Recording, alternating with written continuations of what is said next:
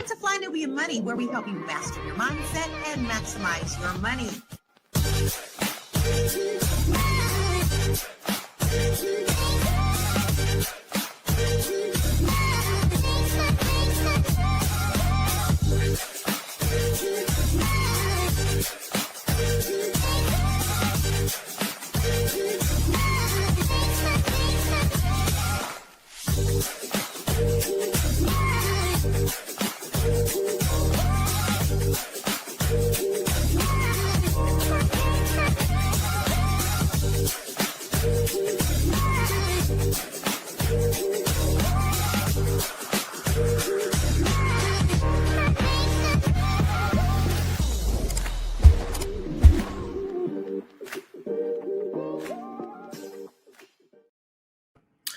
Good morning, good afternoon. Hello, hello, hello. Welcome to Fly Nubian Money, where we help you master your mindset and maximize your money.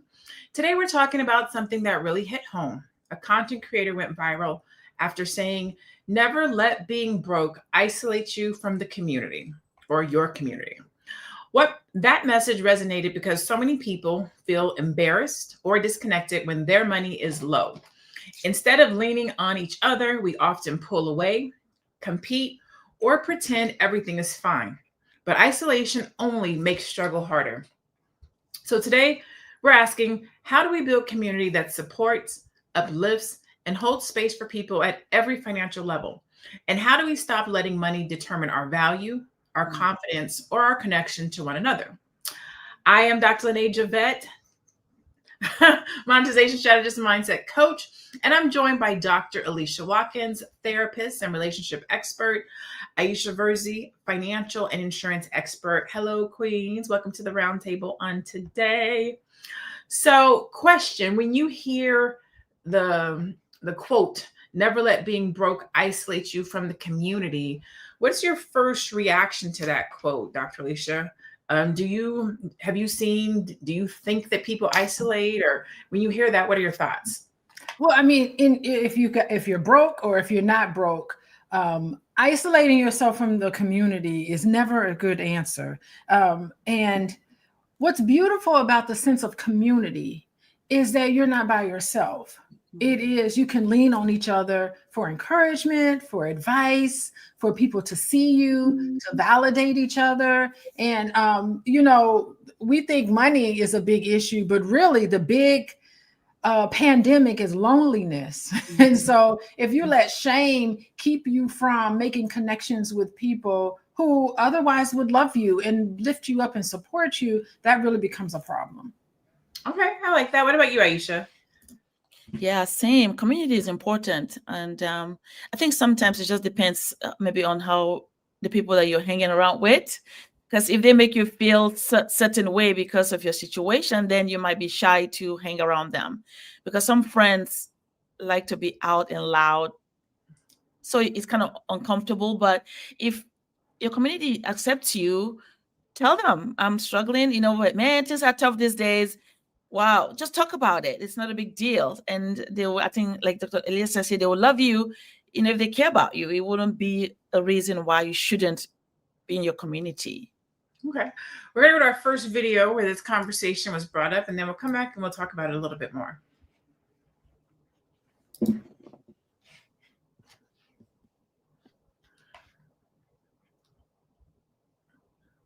Okay, first video.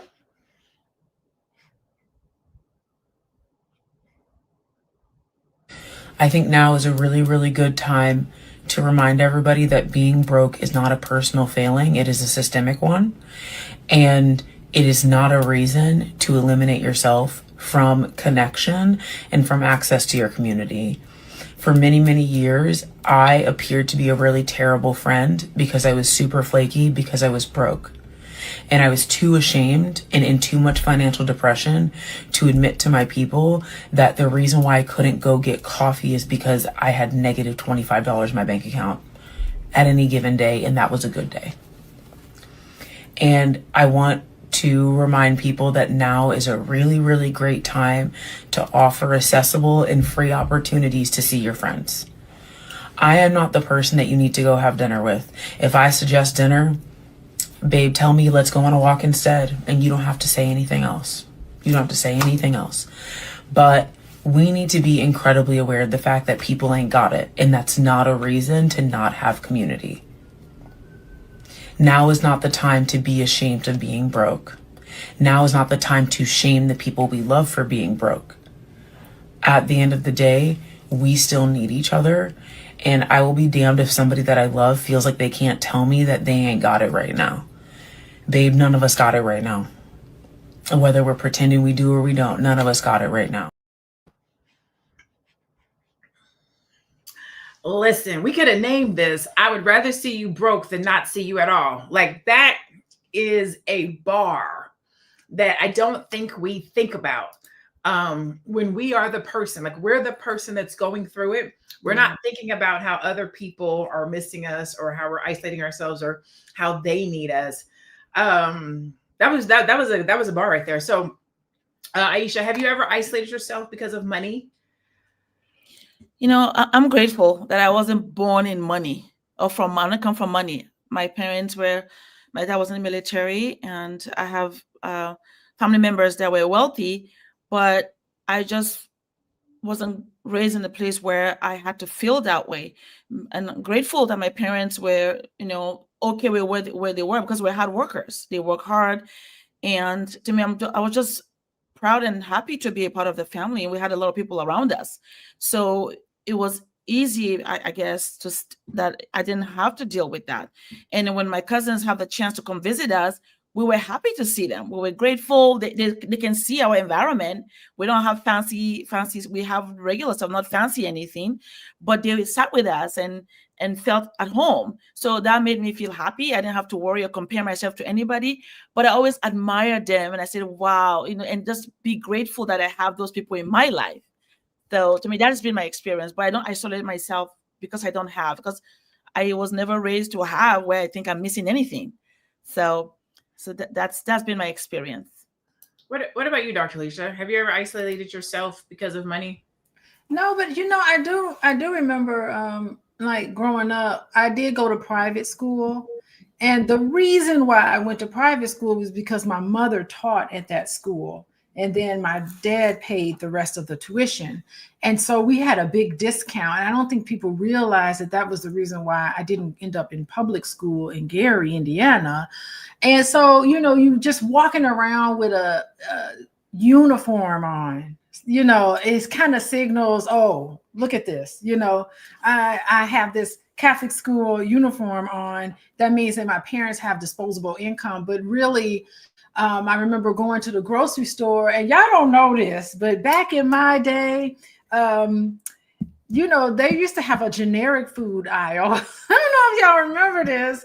There would be one aisle. Well, it would be like the entire grocery store, and there would be one aisle that was just so generic food with black and white, a box, and it had no marketing labels on it. It was just black and white food. And I remember standing at the top, going to the grocery store, my mom standing at the top of the line, and she would go down. She had no shame. She was going down the generic line. I remember I am not going to be seen going down there.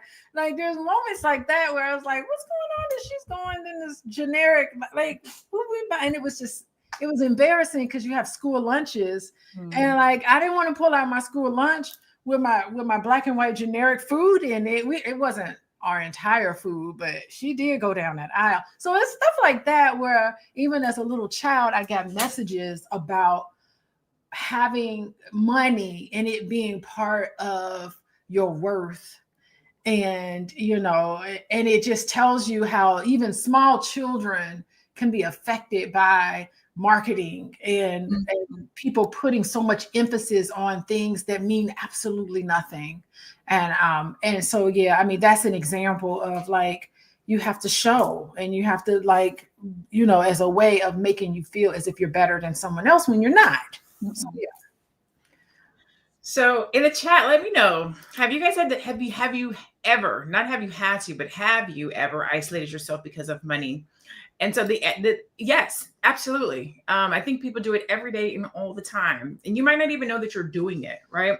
Isolating yourself because of a lack of money. It could be as simple as not going out with your girlfriends instead of saying, hey, let's go someplace else. It could be knowing that you're supposed to be someplace, being at an event, a baby shower, a brunch, but because you're not necessarily feeling like you have the same weight or the same financial status as somebody else, so you don't go. It could be somebody calling you and you might be doing your bills at that moment and you might be feeling like you're in a lack and so you don't answer the phone. Isolation isn't just sitting in a room in the dark. It is you're not engaging with the people who love you and the people who care about you.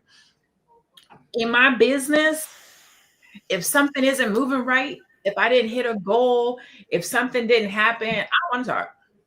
I want to talk.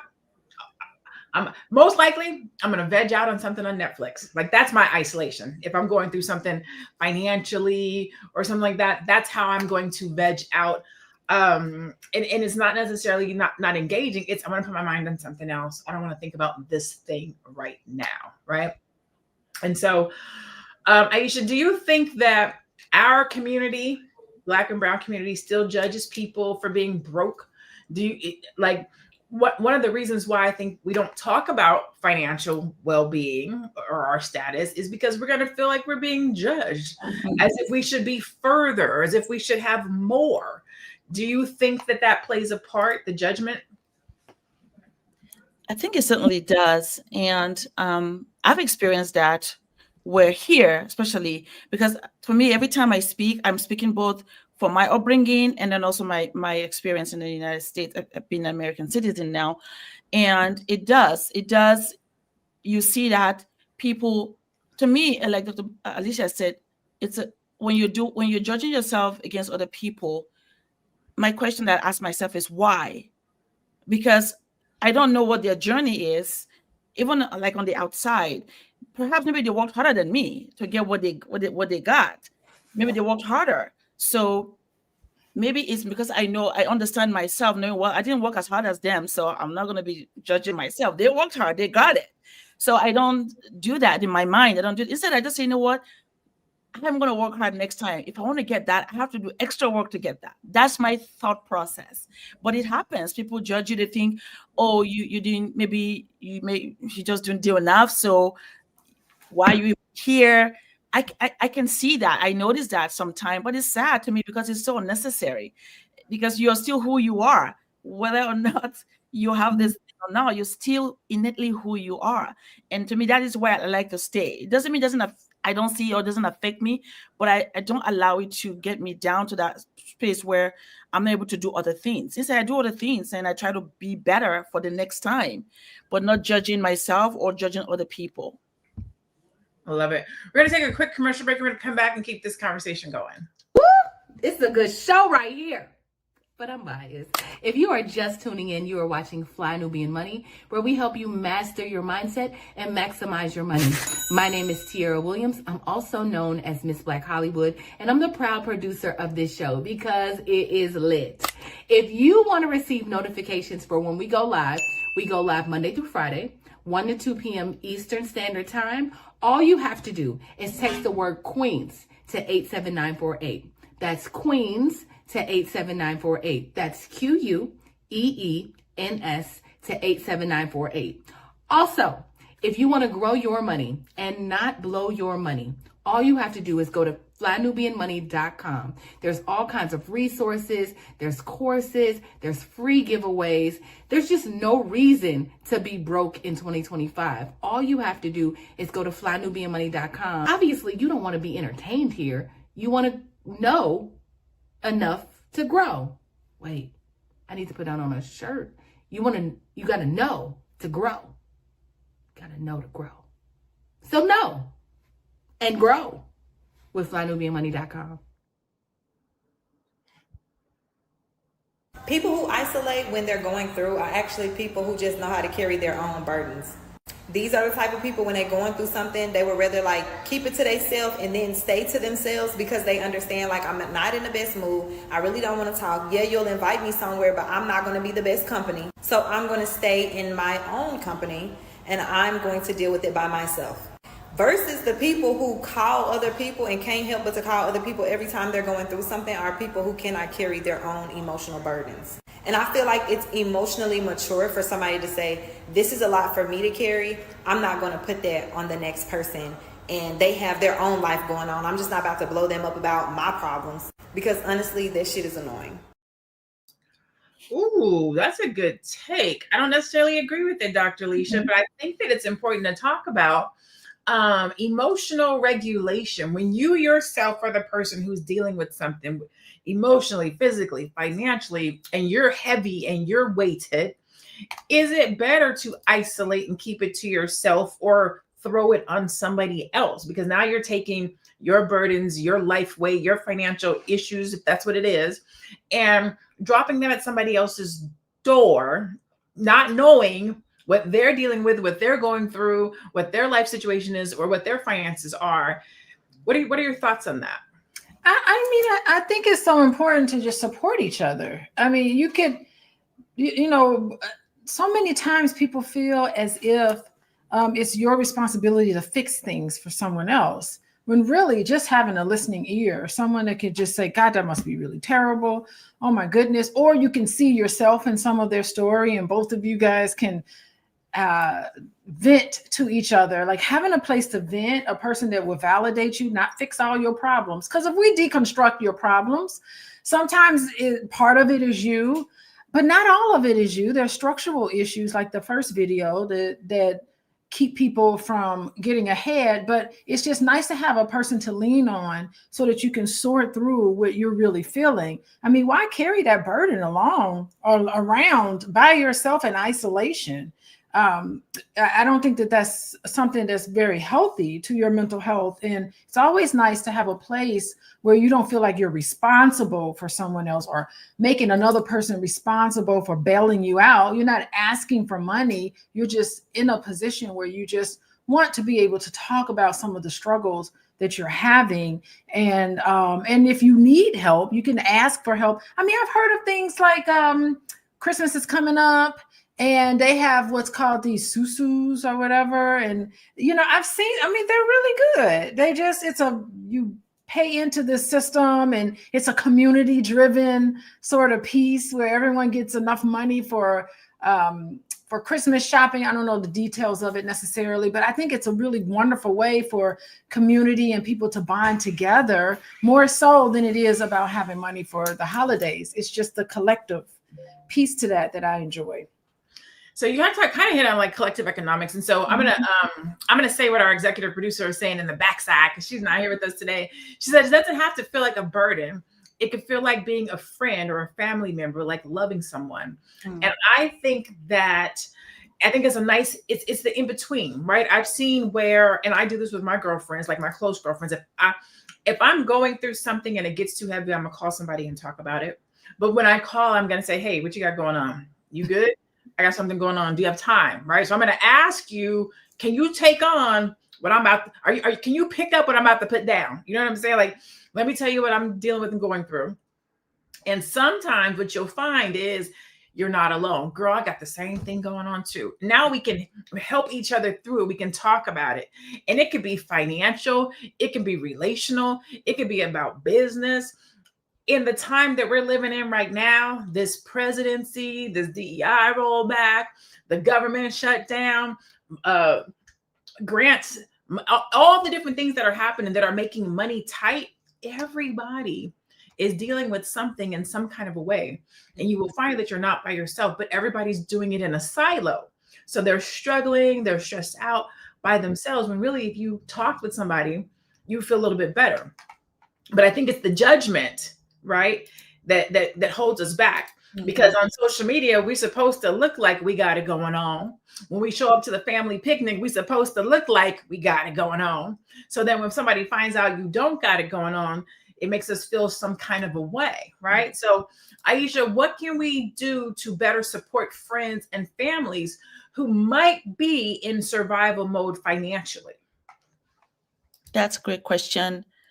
I think just being aware and showing them support, that, you know what, if you need anything, I'm here. And if you can really support them financially, if possible, then you should move towards that and really help them out if you can.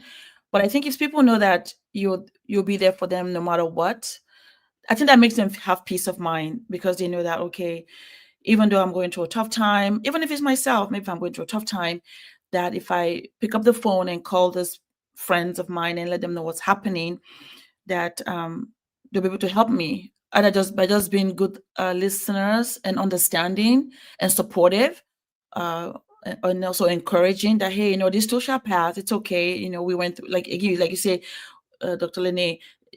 Oh wow, somebody, you shared something with them, they say, oh, I'm going through the same thing as well. It gives you that peace, that you don't feel like you're alone, that, oh my gosh, I'm the only one, woe is me. No, I'm going through that too. Maybe I'm not worried about it right now, but whatever you're feeling, or I felt that before as well, that really helps everybody. It helps the person that's calling and the person that's also being there as a support system. So it builds this community that is so strong. And then before we know it, we feel that we have a community and we have someone that we can lean on to.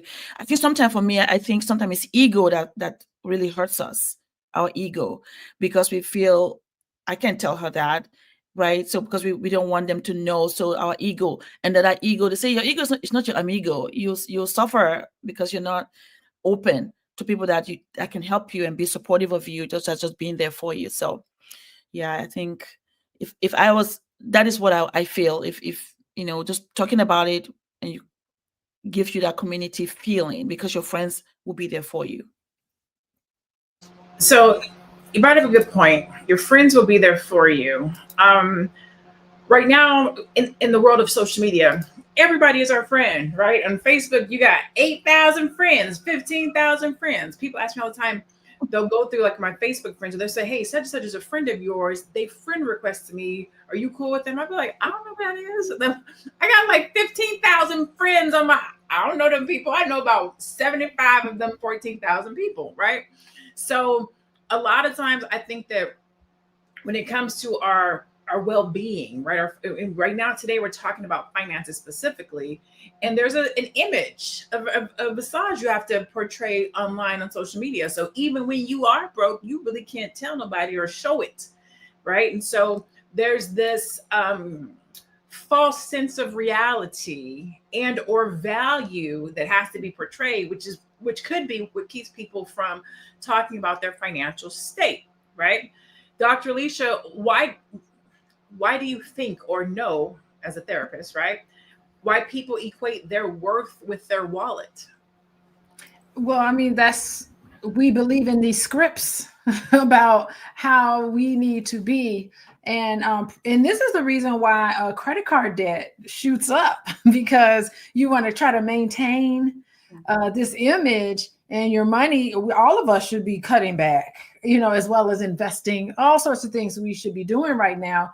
But I mean, we start charging stuff on our credit cards to kind of keep up with what we're accustomed to, and we want to keep up with this sort of image, and that's the reason, is because people want to put their value based on how much money they make. I just finished doing, when I was on the airplane coming home, I remember I was just listening to this training on men and manhood, and how men, the recommendation from the training was that men should reevaluate what manhood means, that all of this emphasis is put on performance, how well you're able to perform, how much money you have in your checking account, how tall you are. They said there's a certain height that's out there that men need to be at, and for every inch that a man is shorter, he has to make $40,000 or more to compensate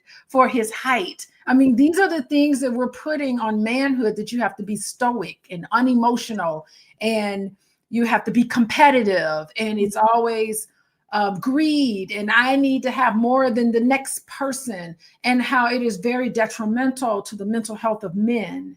and particularly how women are affected by this sort of patriarchal way of looking at the worth of an individual. The worth of an individual is based on who you are, and how well we look at you is not based on who you are as a person, but how many zeros are in your checking account. I mean, could you just imagine that? Like, we need to re-examine all of this. When things like this happen, I never want to see those who are less than to really feel it. I don't want to see that. But I think what happens is that it's going to put an awakening of all of us to reevaluate what it means to have friends, what is important to us, the connections that we have with each other. There's no money that can substitute that. And what we're finding with a lot of research about men is that men require relationships and connection just as much as women. And they just don't feel compelled, based on some research, they don't feel compelled to honestly talk about that, or to find a person that you're able to open up about. I'm going to be there for you regardless of how much money is in your checking account, that I'm in love with you, or I value you as a person and who you are and your development. So we can get into that, and I think maybe times like this is where we need to just reevaluate not only manhood, but we need to reevaluate, who's a great person. It's how you treat yourself. It's how you love yourself and other people. So that's sort of where I would hope that we're headed in these dark times that's looming over us. I'd like for us to get more to that point. All right, so we're going to take a quick commercial break, but I think that in the society that we're living in right now, one of the reasons why people equate their worth with their wallet is because you have folks who talk about high value women, high value men. We look at the quality of life, and a lot of these things are tied to the money that you make. So if you're looking at somebody and you can't go to Nobu or Ruth's Chris or Houston's or whatever the 5-star Morton's, whatever the 5-star restaurant is where you live, if you can't live that level of life where you can't go or you can't pay for whatever reason, it makes people feel not as, I'm not going to say valuable, but not as progressive in life. Right. And so we tie our worth to being able to move and do like the Joneses back in the day. That's what we said, keeping up with the Joneses. And then you felt like you weren't keeping up with the Joneses. But now it's quantified and put on a much massive platform with social media. And so every day we're looking at somebody else's life and comparing it to our own. And a lot of the quality of life is based on the money that you have. And so I think that is one of the reasons why we see that happening. So let's take this commercial break. We're going to come back. We might have another video, and then I'll see you guys in a hot second. I know you're busy. You got things to do, and you can't take us on the go with you every single day. Good news for you. We are now on Spotify. So if you can't watch us, now you can listen to us on Spotify. Search Fly Nubian Money, and all the episodes shall appear. All you have to do is subscribe, leave a 5-star rating, leave some comments, tell people how you love us, so that when other people come along and are looking for a great show to watch, they can find Fly Nubian Money too. One last thing, and just in case you've been sitting under a rock, Fly Nubian Money now has an investment club. We are the Fly Nubian Money Club. It's easy. All you have to do is go to flynubianmoneyclub.com, and I am committed to bringing in top experts from all industries to help you level up. They're teaching us the skills that we need to compete in this market. We often say that nobody is coming to save us, not the government, but guess what? We're coming to save us. I'm coming to save you with the Fly Nubian Money Club. So listen, all you have to do again is go to flynubianmoneyclub.com. We have a 30-day free trial set up just for you, just for those people that are struggling. Even if you ain't struggling, you ain't got to struggle. I'm coming. Okay, let me stop playing. I'll see you soon.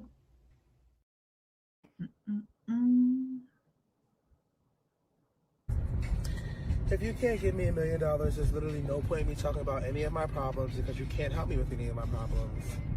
That sounds so horrible, but like, I don't want to sit around and like just be talking about like what's wrong and talking about my issues and talking about my financial things. Like, there's nothing to talk about. Like, I don't want to talk about it. Like, if there's not $1 million on the table, then nobody can help me. I gotta figure it out. I gotta work. I gotta go hard. Like, it's that simple. I'll talk to y'all when I figured everything out.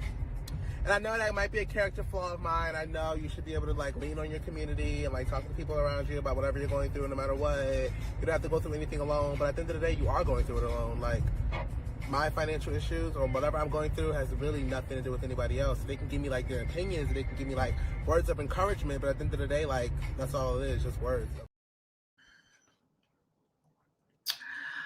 Trying to take it all in.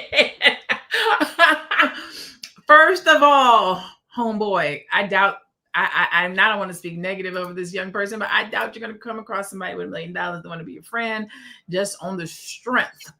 I think that wealth is built in silos and in circles, right?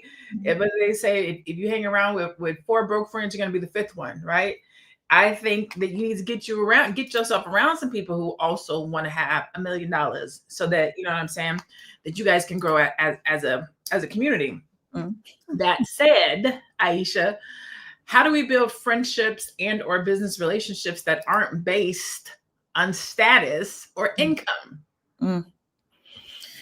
Yes, how that is so hard to do in today's world with social media. But we can try. So this is what I'm doing.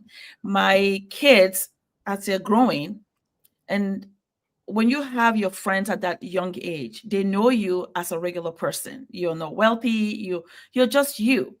So I've continued to encourage them to make sure that those friends, they keep them close to their heart for as long as possible, because those are the friends that whether you have 10 million or 50,000, they will love you because they knew you when you were just growing up. So it's hard sometimes today because if those of us that are already grown up and trying to start over, it's difficult. But we can start planting that seed in our kids' lives to understand how to have those friendships that your status or what you've become is not how you're being judged. Instead, you're judged by who you are and how you are known, your spirit, your soul. That is what they care about, not the things that you've acquired over time.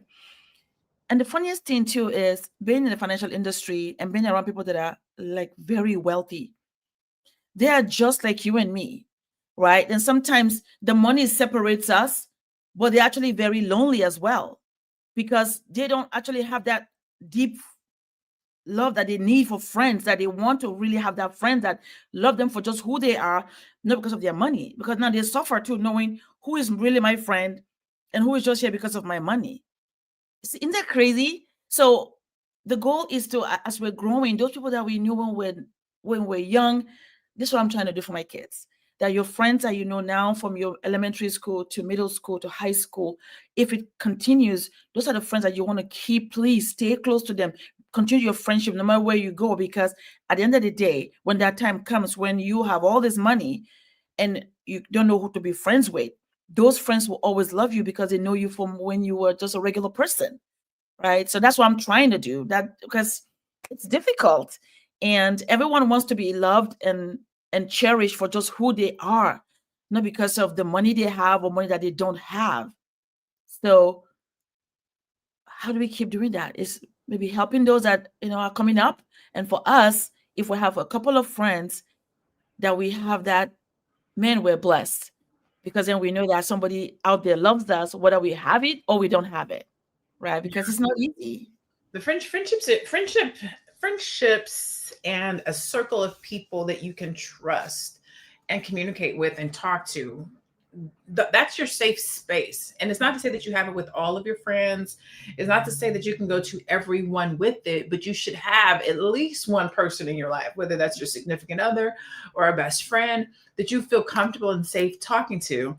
In the chat, let me know. Do you guys have somebody that you guys feel safe to talk about money with? Somebody that you feel comfortable saying, yo, I'm broke, or I'm having a bad time, or I'm going through a bad time. And or are you that for somebody else where you feel like you can have that conversation with somebody to give them a big up or empower them?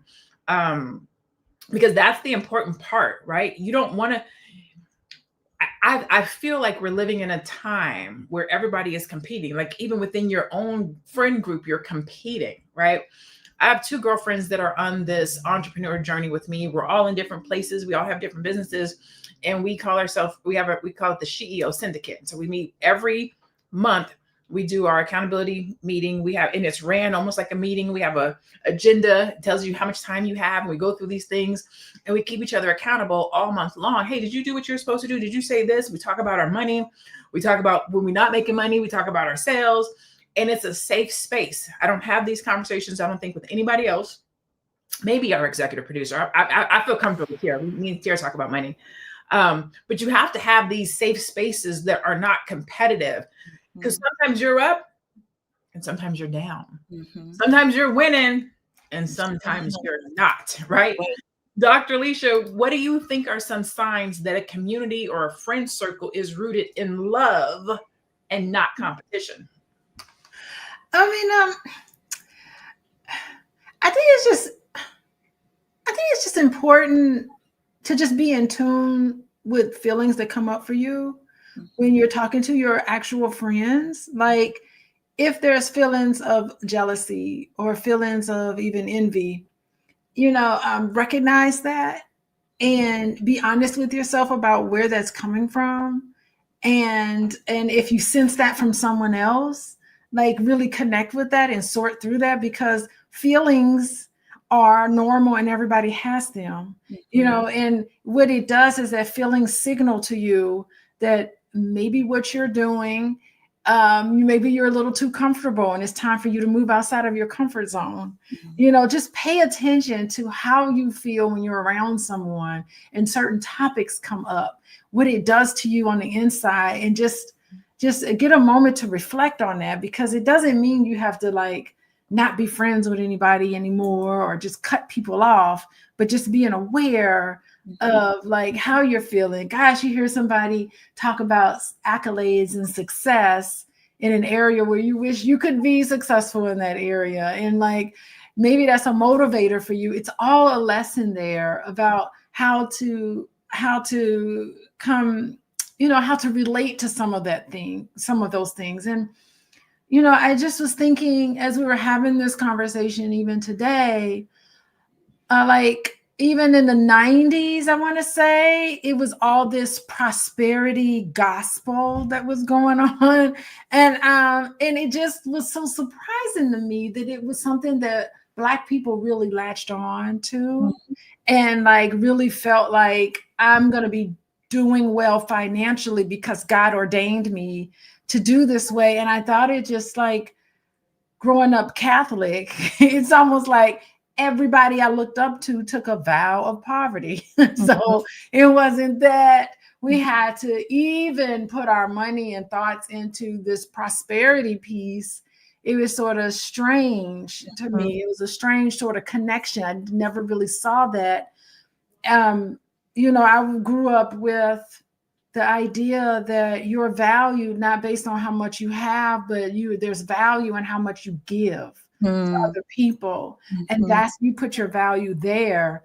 And so I just never really connected to some of those things. I think that's interesting.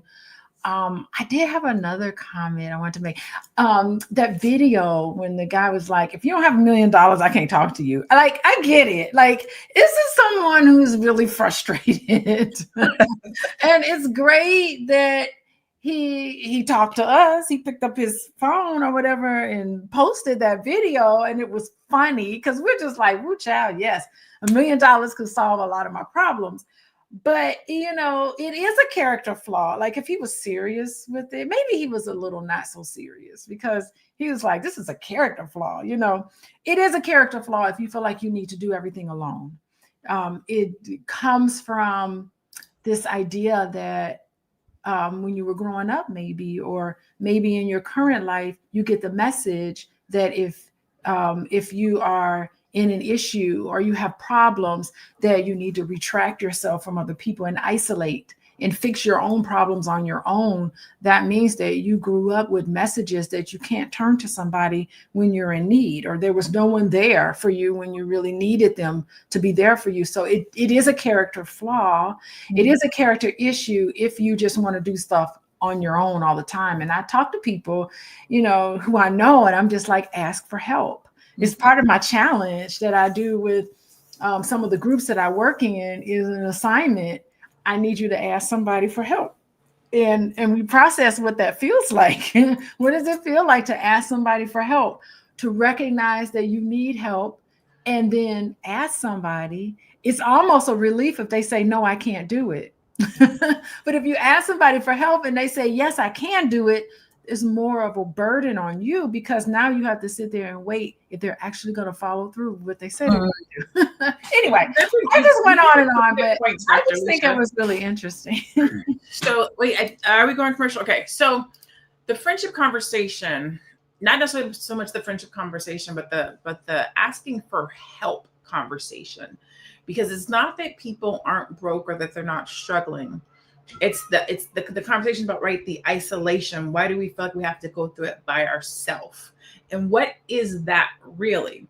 Because when I think about, I'm not big at asking for help. I'm not big at exposing my flaws unless you're somebody who's close to me, right? I have to feel safe with you in order to open up and say, I'm dealing with this, I'm going through this, or even asking for help. Aisha, you kind of talked about it a little bit earlier. I think you said ego, right?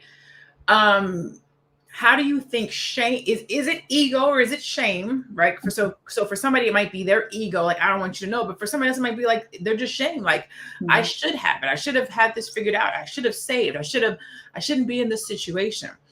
How does that affect our ability to ask for help or keep us disconnected at times? Because I think that that's really what somebody is dealing with and going through, opposed to like just not asking for help.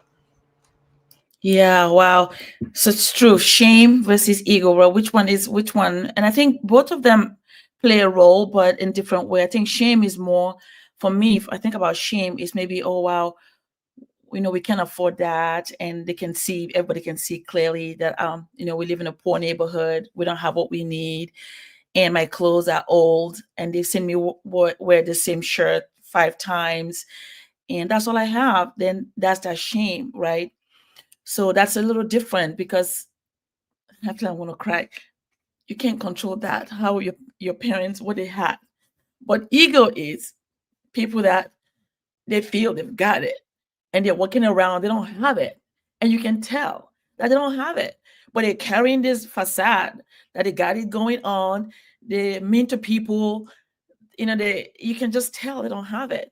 That's the ego. That's the one that that I'm referring to. And I've seen it too. I've been a professional that you can just tell that somebody, they're just putting a facade on that they have it going on and they don't, right? And you don't want to judge them, but then the way they carry themselves, you're like, just take a deep breather, ask for help. People are going to help you. You just have to ask, but they don't want to ask for help. Well, the one for shame sometimes is one that we cannot control. Maybe something happened to us. See, I'm crying again. And then people judge us because of that. That's the one that is to me is more even sad, because you see some young people, like talking about Catholic school. All my kids went to Catholic school all the way to high school. So you can see some people that you can tell that they don't have money, but again, there's a sponsorship to help them. But because of the way they are raised in that environment, they are raised to have dignity. You have dignity and self-respect, so that because you don't have doesn't mean that you are not good enough or that you are less than. That's the one that, to me, I'm so grateful that we have that exposure where it's not about the money, it's about who you are, your character, and that your parents are trying, right? That's when that shame should go away. But ego is, you think you're all that in a bag of chips, but you're not, and people can tell. That's the difference. So I'm sorry, I'm going to get emotional, but sometimes when you're in that environment, you see the difference and you feel bad for people sometimes, because we don't need to feel that way, that because we don't have something, then we're not worthy of people's love and understanding. Well, we have to go isolate ourselves because of that. All right. Well, thank you for sharing. Research shows that isolation and financial stress are deeply linked to mental health challenges such as anxiety and depression. Small businesses that collaborate with others in their community see an average of 25 to 35% higher growth than those that operate alone. A study from the University of Michigan found that people who feel socially connected are 30% more likely to bounce back from economic hardship. According to the Brookings Institution, communities with strong social support networks recover from financial setbacks up to twice as fast as those without them. Awesome sauce. We're going to take a quick commercial break and we'll come right back. Are you a Black business owner looking to expand your reach? Well, has Fly Nubian Money got good news for you? We are building a Black business directory to connect you with customers who need your services. And here is the best part. It is absolutely free. Email us at info@realvirtual.net. Send us your business name. Tell us a little bit about what you do, what services you offer, your website address, and your contact information. That's it. Together, we are going to build and circulate the Black dollar. Get listed today and start connecting with people who are probably already looking for you. I don't know who needs to hear this, but wellness looks very different when you're broke. It's not matcha lattes and Pilates studios and fancy journals. It's silence in the morning. It's meditation. It's EFT tapping. It's prayer. It's waking up with the sunlight. It's going to bed earlier. It's drinking more water. We have got to get back to the basics when it comes down to taking care of ourselves. And it's so easy to feel like I need to be doing this. I need to be doing that. I need to be doing. Maybe we just need to be. Maybe we need to just start being. And if you have breath, you have life. And that's one of the wealthiest things you can have. So let's get it. Cheers to getting back to the basics. That's where the real health is at. And for more wellness content, go to my website. There are a ton of resources there. And hit that follow button. Later, y'all. I love the young people having these conversations. How can we teach the next generation that success is not a solo mission?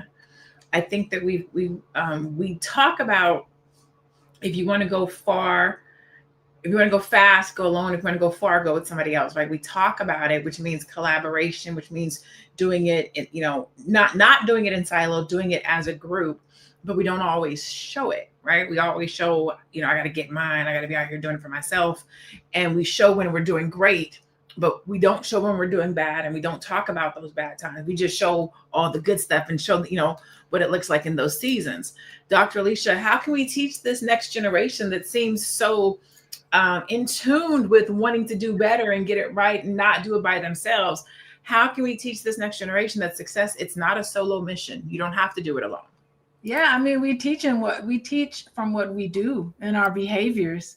We have these teachable moments, and we share with young people. I think young people are just way ahead than all of us old heads. They're really great. They don't have no shame, and the whole conversation about fear. That's what sparks the ego. The ego is just all about being scared. When I see somebody operating from ego, I just see a scared little child, and ego is a way of compensating for an insecurity that you have. So you put that up, and I think the young people are like vocal. Oh my gosh, when I turn on Instagram every morning, I am so excited about comments and the compassion that I see in a lot of young people who are really getting into politics, who are wanting to collaborate with each other. There was a lady who was making all this money on Instagram. All she's doing, my husband sent me her video, all she's doing is just putting makeup on, and she's able to do these wonderful things. And being in the world of entrepreneurs, you never quite know. It's one thing, because I have a W 2 job. I am an employee. And so it's easier to kind of know where I am financially, but being around entrepreneurs is hard to know. And the conversations we have is like, how's your cash flow? How's your cash flow? My cash flow is okay. We have these conversations, and I love to see young people get together. I just came back from the Power Networking Conference. I guess that's probably why I'm talking like this, but you know, it's just going and doing opportunities, and the challenges that Dr. Frazier gave everybody was collaborate, work together. You can't do it by yourself. Like that was the theme throughout the entire conference. So being able to participate in activities like the Power Networking Conference. Hello, that's what that is all about, is getting together with like-minded individuals. And don't be shamed. Don't have no shame. Put that down. Operate out of like the wanting to collaborate and focusing on delivering a good product to the people who you know could benefit from it, and everything kind of comes together. And you know, I think that's the piece that that's very encouraging for all of us in these here times. So yeah. Collaboration, networking, doing it together, all of these things require trust. They require community. They require, I want to see you win. They require selflessness. They require patience. They require not being judgmental. The Bible says, get the log out of your eye first. But unfortunately, we live in a society where we're going to be like, excuse me, let me get the log out of my eye so I can tell you about the log in your eye. Instead of saying, yo, we both got logs in our eyes, and yet we're trying to get someplace.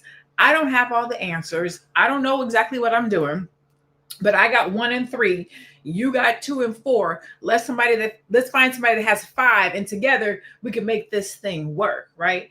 It's about collaboration, not competition. I literally called Constance. I'm working on this new container for my business. And I called her and I said, hey, I have something that's going on. It's kind of like what you're doing. So I don't want you to. And she was like, girl, I don't care if you do the exact same thing as what I do. We have different audiences. We're going after different marketplaces. We can still collaborate. So she's coming into my thing to participate, even though it's similar to her thing, because it's collaboration. And so you want to be around people that understand the power of collaborating over competition. And so in our final thought for today, I want you guys to give your thought, and then also where people can find you. How can community connection actually help us to rebuild a culture that is stronger and operates from collaboration instead of competition? Because I think that that's the true way that we have community wealth. When we talk about community economics, we got to focus on the community part, right? If we're talking about personal economic empowerment, that's you. That's just you yourself. But when we're talking about community wealth or community economics, that means I'm going to grab Dr. Alicia, I'm going to grab Aisha, I'm going to grab Constance, I'm going to grab Tiara, and we're saying, how do we make sure that everybody eats? How do we make sure that if somebody is lacking, we can support them and lift them up, right? So that nobody has to feel like they're by themselves.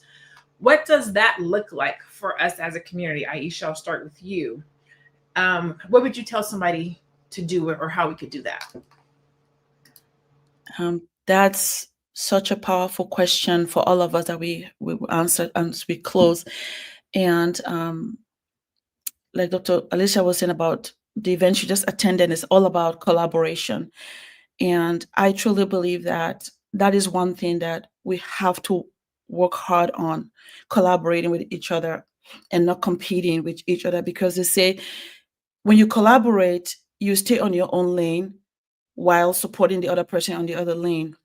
And I'm so grateful that I've had the opportunity to be in a business and environment that I've seen it practice, and I know that is possible, because these are people that I don't know them, they don't know me. We really just got together because of business. And to see that this person is invested in my growth, my development, really shows me that we can do it. It's just a matter of, like Dr. Lene said, there has to be trust. And the trust meaning that if you say you will do something, you actually do it, right? And that will help the people that you're bringing in or working together with trust and believe you and rely on you, because you say, I'll do this, and you do it, because that's supporting them to grow as well. But more importantly, one thing I also learned in this space is that don't allow people to to judge you that because you don't have this amount now that you won't be able to have it later. Don't ever allow that. Rather, just keep doing what you know is right. Stay disciplined, stay focused. With the help of those people around you, just rise, because it will happen. Just a matter of time. That consistency, trust, and believe in each other, that will happen. And where can you find me? I am blessed to be a coach in the Black Business School. And also you can reach me if you want to talk about your finances with insurance at www.aishaverzi.com. I'm there to help. And I really want us to build a community that grows together because we can do it. Shameless rise plug. She talked about rising, making sure you rise. So shameless little Thursday plug for our rise conversation. Dr. Alicia, same question to you. What does community wealth mean to us, and or how can we rebuild a culture where community is stronger than competition?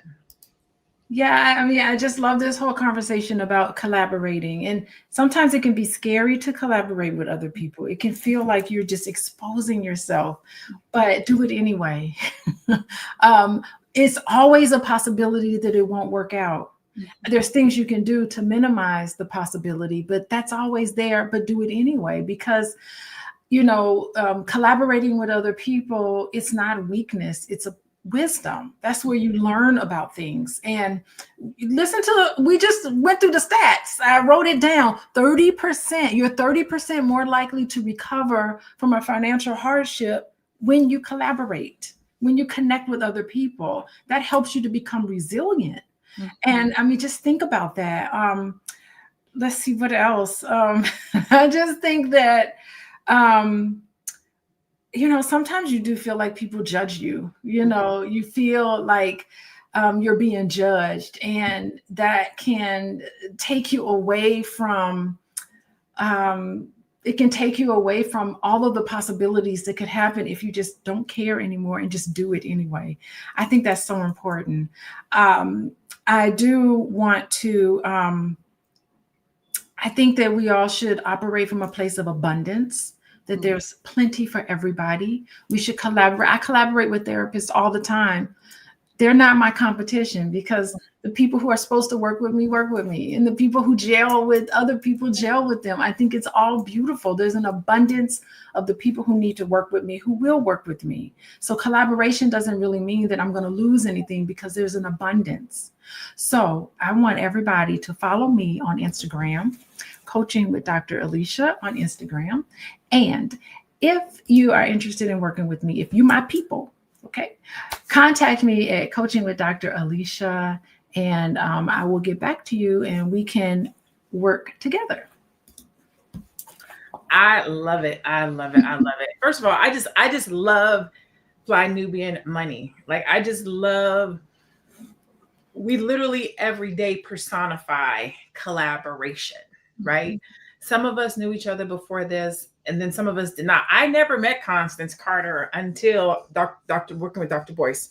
Mm-hmm. She came out for, I think it was Women of Wealth Weekend, which was many years ago. The very, very, very, very, very, very, very, very, very, very first event that Fly Nubian Money ever did in life. That's how long ago it was. And then just over the years, we had developed a business relationship that turned into a friendship. Mm-hmm. And I have been blessed to be around different business women who have shown me what it looks like to be a leader, to be a collaborator, a servant leader. That's my new terminology. I'm a servant leader. When I had a photo shoot done one time, and two women, the girl who did the photo shoot for me, and then a friend of ours jumped in. She has to be at least an $800,000 a year business owner. And she is putting my clothes together for me. Mm-hmm. And she is making sure that the set is upright. Mm-hmm. And I'm looking at her serve as a leader. And I was like, this is what collaboration is about. Mm-hmm. It's about not being worried that I do $800,000 a year and I'm helping. It's about serving. It's about showing up for each other. Mm-hmm. And we do that every day right here on Fly Nubian Money. You get to see us do it. And I think that if we take this ideology out into the world, with the people that we know and love, the same way that all of you in the chat show up for us every day. That's collaboration. You guys show up for us and we collaborate in this space. Do it with the other people that you know. Do it with your family, do it with your friends, collaborate with them, talk to them about where they are, what they're doing in their business, in their relationships. Collaboration is just engagement and being open with each other. And we can do that. We have the power to literally do that every day with the people who are closest to us. And so that's my final thought for today. I'm Dr. Lene Javette, monetization strategist, business coach. And at the end of the day, money will come and money will go. But community is what keeps us strong. Being broke never means being alone. When we share what we have, whether it's resources, encouragement, or wisdom, we all rise together. Thank you to our amazing panel, to our amazing queens for this real and healing conversation about community, connection, and what true wealth really looks like. Thank you to those of you that showed up for us today like you do every day. Thank you for being in collaboration with us. We appreciate you. We love you. We'll see you same time, same place on tomorrow. Peace out. Peace out.